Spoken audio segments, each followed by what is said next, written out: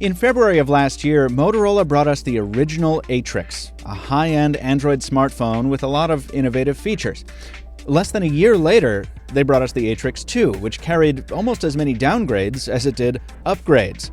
And today, we have the third iteration of the Atrix line. Does this newest device enhance the prestige of the Atrix brand and bring it back to prominence, or does it just keep dragging it through the mud of mediocrity? Well, let's find out.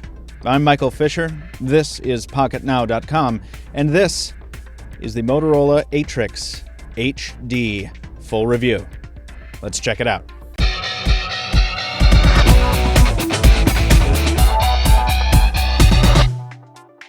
We've been reviewing a lot of hardware from Samsung, from HTC, and other overseas OEMs here in Pocketnow's Boston offices, so it's nice to get our hands on some Motorola hardware so we can see how American hardware stacks up against those competitors. I used to sell Motorola handsets when I worked at Nextel, so it's been interesting to see how Motorola's current hardware measures up against their past offerings. And on the hardware side, this device has been quite a treat. While the Samsung Galaxy S3 doesn't feel quite as cheap and flimsy as some other phones, it's definitely not a phone you feel like you can beat up by any means. And like many other phones, it's covered in that glossy coating that scratches easily. By contrast, the Atrix HD feels built to last, with a substantial feeling in the hand reminiscent of the Droid Razr Max. It weighs about 140 grams, which is actually pretty standard, but the materials feel very robust. We've got Corning Gorilla Glass up front here, covering the 4.5-inch TFT LCD panel. Just one LCD there.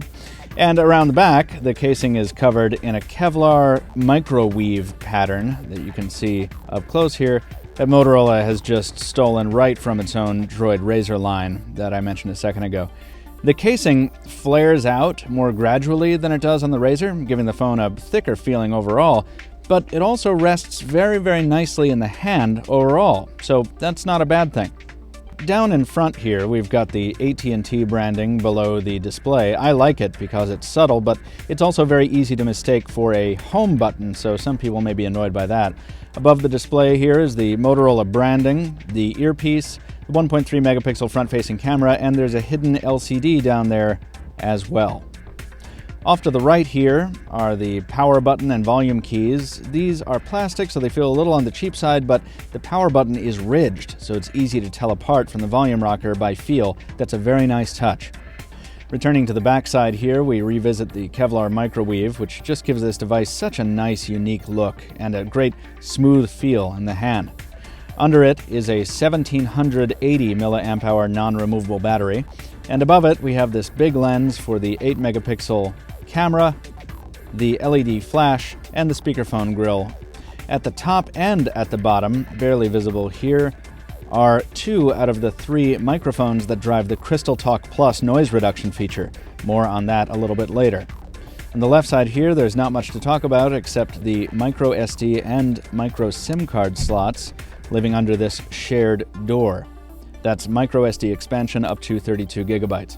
And finally up top, we've got ports for the micro USB, HDMI out, and the 3.5mm headphone jack. A little side note, the micro USB port on our device was very particular about what it liked.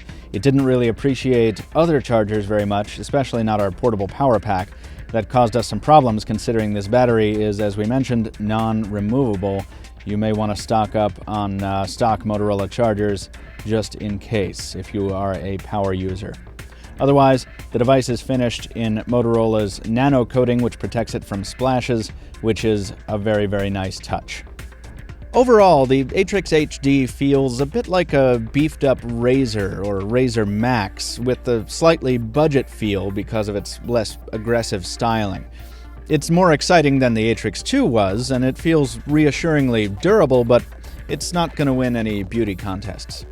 Underneath all that, we're looking at some pretty respectable specs. The Atrix HD runs a dual-core Qualcomm Snapdragon processor at 1.5 GHz, backed up by 1 gig of RAM.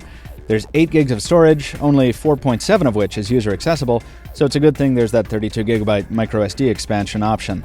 A quick word about that LCD panel. This is a display with very, very high pixel density, and it matches or beats the iPhone 4 and 4S Retina display. It's sharp, it's colorful, thanks to Motorola's Color Boost, and it's pretty bright. The only complaints I have are its daylight performance and its blacks reproduction, which could be better, but that's the case with most LCDs. The screen on this device is definitely one of its high points. So that's what's under the hood. Let's talk about what all that hardware is running. Motorola has included a very close to stock build of Android ICS 4.0.4 with the Atrix HD. It's one of the few non-Nexus phones so far to ship with the Nexus-like Android soft keys instead of capacitive hardware buttons, but it's not stock ICS, and it only takes a quick look at the home screen to realize that. In this case, it's a good thing. The lock screen gives you the option to jump directly into the phone, the messaging, or the camera applications in addition to just the straight unlock the phone. And the good times do continue when you do unlock the phone and end up at the home screen. When you're getting rid of all the bloat, try to resist the urge to throw this handy widget out with the bathwater here. These bubbles are actually quite useful, showing you digital and analog time, the weather in multiple cities, and your battery life and data allotment here, in addition to a shortcut to the settings menu. The big one here also displays your last text or missed call, which is really, really handy. It's a very handy little widget overall, and we like it a lot. Other elements closely resemble stock ice cream sandwich, like the launcher here with the widgets and the separate tab, and the notification drawer, which has the swipeable notification dismissal there. But there are other little nice touches throughout the OS. Any icon with these little arrows displayed next to it is swipeable. So it's expandable. If you swipe up instead of tapping on it, you get a nice little preview pane with, for example, in this case, your text messages, and we haven't actually opened the app. We can tap out to get back out of it. Same with the phone app where you can see your missed calls. We're not actually opening these apps, we're just opening a little preview pane. That's very handy and very, very useful. And of course, there's the smart actions that Motorola popularized with the Razr line for custom rules that governs the phone's behavior so that you can save power in various situations and so forth. Unfortunately, not all of Motorola's software work has enhanced the Android experience. In short, the Atrix HD is laggy. It's odd because on the spec side it's plenty powerful and it did just fine on our series of benchmarks, so it should be able to handle Android just fine, but it can't. Lag is persistent throughout the UI, especially in the multitasking view, which is being quick now, of course, because we've got the camera on it, but it often takes several seconds just to appear. Very, very annoying. And there's also a very annoying scroll lag in the stock browser where swipes are sometimes interpreted as taps. That's very, very irritating. Once again, we're faced with an OEM that couldn't resist tampering with the stock keyboard. Motorola's implementation isn't as bad as the one we ran into on the Huawei P1 Ascend, but it's not good by any means. Out of the box, haptic feedback was turned down almost all the way, and there was no audio feedback, so it was hard to know when a key had actually been pressed. Also, the device would constantly miss keystrokes at even moderate typing speeds. Switching the keyboard out for the stock ICS keyboard immediately solved our problems. But we shouldn't have had to do that, just like we shouldn't have to install SwiftKey. Manufacturers, there are better ways to differentiate than to meddle with the keyboard by making it worse. The stock ICS keyboard is wonderful. Please leave it alone. Our real-world testing of the Atrix HD revealed something of a mixed bag across the board, depending on what feature of the phone you're talking about. Battery life was in line with most other mid-range Android smartphones we've tested, which is to say, mildly disappointing. More disappointing is the camera performance, which leaves a lot to be desired.